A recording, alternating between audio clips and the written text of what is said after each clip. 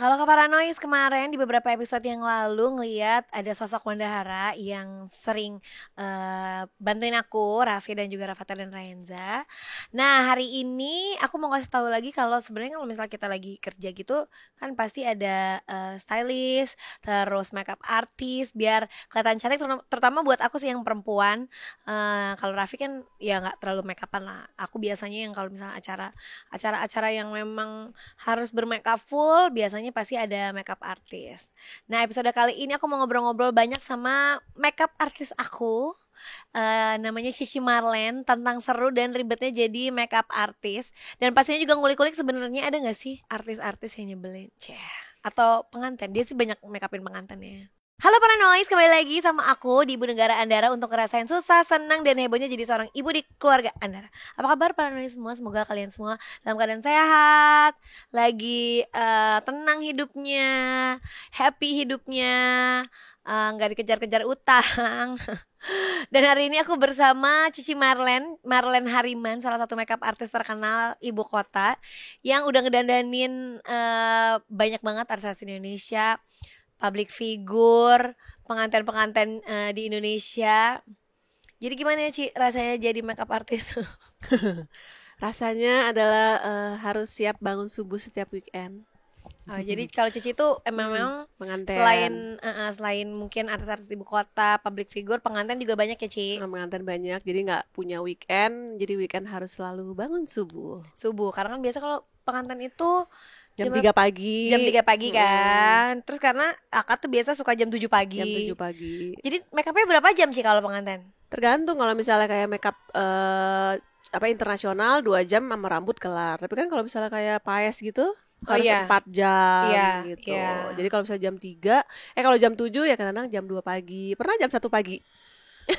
Gue sih lebih kasihan ke pengantinnya ya. Kalau Cici kan bisa habis itu tidur. Kalau pengantinnya kan dia harus yang kasihan lagi juga wedding organizer-nya sama fotografer.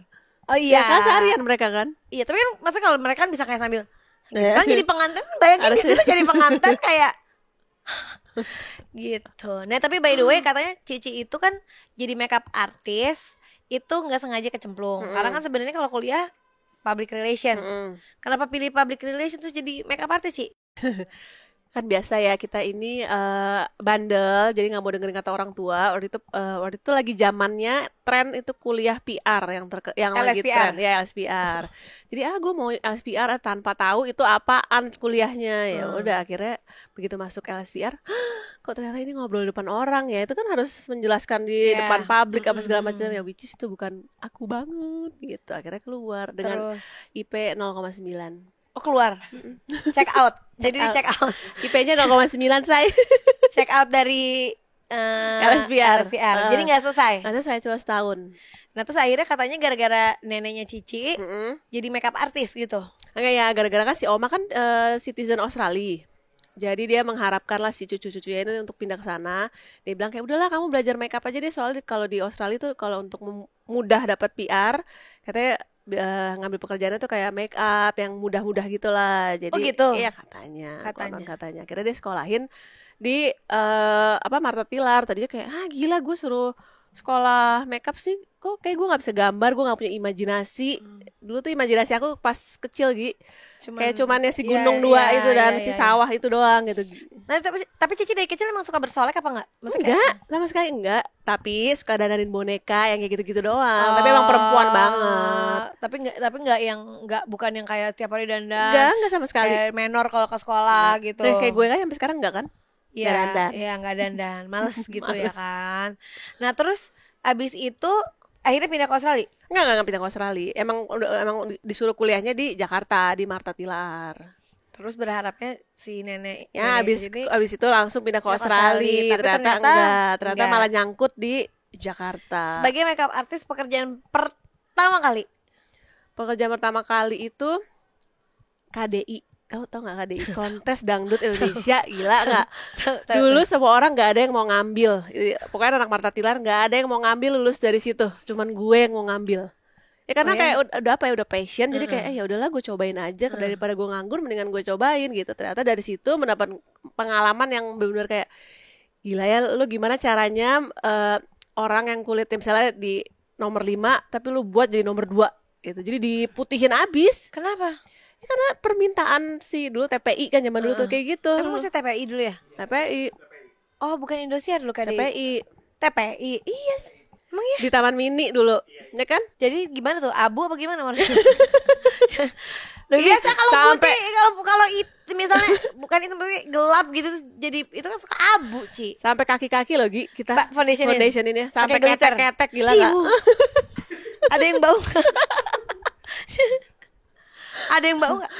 Enggak lah, nggak, kita nggak cium, cuman kayak gitu-gituin aja. Ya, kan, tapi sponsnya beda pasti. Spons badan, ya beda spons badan. Kalau misalnya bajunya krayolan tuh nggak krayolan yang itu, nah itu pakai itu. Semuka-muka gitu. Sampai seketek-ketek. Request makeup paling aneh, Ayu Dewi ya? Bu Ayu. Betul sih. betul. Kalau sekarang ini Bu Ayu. Dia kan apa tuh request yang paling aneh dia? Linces tambahin ini dong, berlian di sini. linces hijau lebih lucu di sini nih. Bu kayaknya agak kayak Lenong deh, Bu. Ya, tapi kan dia emang seneng. Kemarin kita tanding tenis, dia panggil hairdo. Oh, yang itu yang cuma di apel, iya. Memang juara. Nah, kalau misalnya make upin program gitu kan berarti yang di make upin banyak kan ya, Ci? Dalam sekali satu waktu itu make upin berapa orang? Apa cuma pegang 1-2 gitu? Bisa sekali, bisa 5, bisa 3, pokoknya gitu. Sampai jarang tuh bikin alis. Nah, pokoknya serunya, jadi waktu lagi di tengah-tengah acara tuh, lagi di tengah program itu, adalah salah satu supervisornya bilang kayak, kayak kemarin kamu hati-hati deh, kamu bentar lagi mau ditendang, katanya gitu. Hah, udah gue yang paling excited gitu, terus gue yang mau ditendang gitu. Kenapa? Dari tim sekolah itu. Dari tim KDI ini kayak kenapa gitu. Iya, soalnya Marlene make upnya terlalu bridal gitu. Ya which is tuh menjadi doa sih sekarang. Iya. Oh, terlalu bridal, terlalu soft ya. Oh, yaudah deh nanti gue iniin ya gitu. Terus habis itu akhirnya emang ya itulah keberuntungan. Akhirnya gue pegang satu orang dari 6 besar deh tuh. Satu orang terus tuh orang sampai akhirnya tiba-tiba dia yang jadi juara. Siapa tuh? Ada namanya Vita KDI gitu. Hai Vita KDI.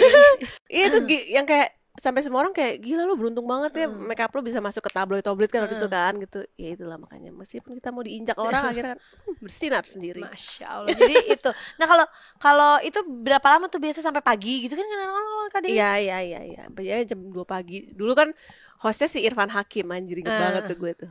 Udah gitu doang sih. Jadi dari tiap hari 2 minggu deh kalau nggak salah deh. Tiap hari 2 minggu apa? Iya 2 minggu. Tapi penasaran deh, Ci, dari semua fitur muka mana sih yang paling susah? Alis. Paling susah tuh buat alis. Alis siapapun gitu, ya, rata gitu. Kecuali yang sulam alis. Tapi ini udah dekok, udah mulai hilang. Nah, kalau abis itu kan Cici lebih mana? Lebih kemana? Ke majalah kah? Atau sempat misal langsung ke public figure kah? Atau ya udah make upin orang? Atau langsung ke wedding? Enggak, jadi tuh emang dulu kan nggak langsung ke wedding lah, pasti kan orang kan harus cari nama dulu kan. Dulu cara cari namanya kayak miring gitu ya. Cara cari namanya dulu di majalah. Ingat kan dari zaman dulu kalau nyari akreditasi di ujung-ujung. Iya, siapa sih yang make upin? Gila dulu gue bisa dari hari Senin sampai Jumat tuh di majalah. MRA lah, Femina lah. Jadi nggak dibayar kan itu kan. Tapi karena passion aja kali ya, jadi kayak ya udahlah akhirnya. Ya kan betul cari nama. Cari nama. Gitu dari situ akhirnya kayak oh ya mungkin orang-orang juga pada tahu waktu itu. Pokoknya kan seneng banget kalau dikasih cover. Kayak paling happy tuh kalau misalnya kita makeup artist dikasih cover majalah lah. Udah seneng banget. Waktu itu belum zaman Gojek tuh, gila tahun berapa tuh. Nyetir sendiri, rumah masih di Cinere zaman dulu. Tiba-tiba di perjalanan mau ke MRA tuh di Sudirman, baru sadar ketinggalan alat makeupnya. Waktu itu makeupin Karissa Putri, gila nggak?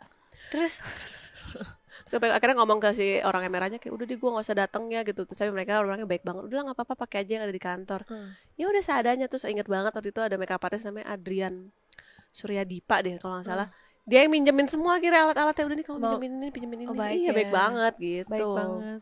Tapi kalau di mana di sama makeup artist itu tuh ada persaingan kah ada atau apaan gitu ada? Ada lah. Gimana? Menyeramkan nggak? Ya lumayan, tapi kita harus strong.